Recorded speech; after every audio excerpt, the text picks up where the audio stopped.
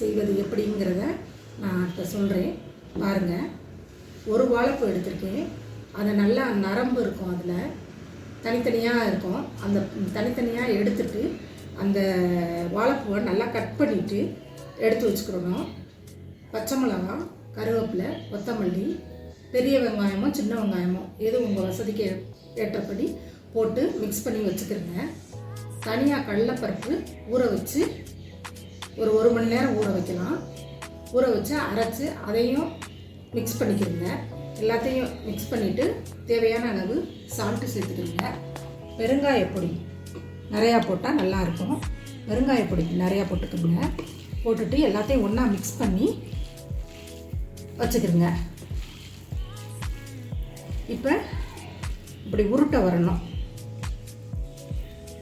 தண்ணி அதிகமாக சேர்க்காதீங்க, தண்ணி இல்லாமல் சேர்த்தா தான் நல்லாயிருக்கும். இப்படி உருட்டி வச்சுட்டு இலையில் தட்டி தட்டி போட்டிங்கன்னா வாழைப்பூ ரெடி ஆகிடும். இதுக்கு நான் தேங்காய் சட்னி வச்சுருக்கிறேன். வாழைப்பூ வடை எப்படி செய்யலாங்கிறத இப்போ பார்க்கலாம். எண்ணெய் காய்ச்ச உடனே இந்த மாதிரி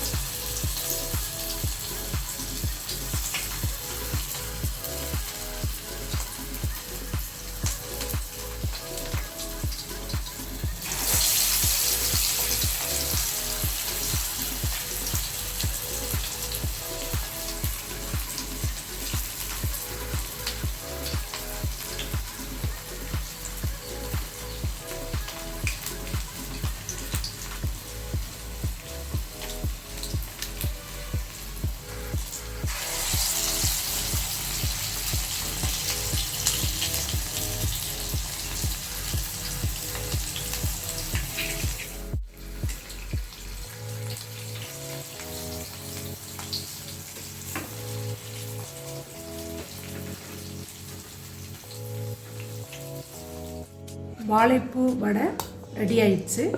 சுவையான ஹெல்த்தியான வாழைப்பூ வடை. அதுக்கு சைடிஷ் வந்து தேங்காய் சட்னி.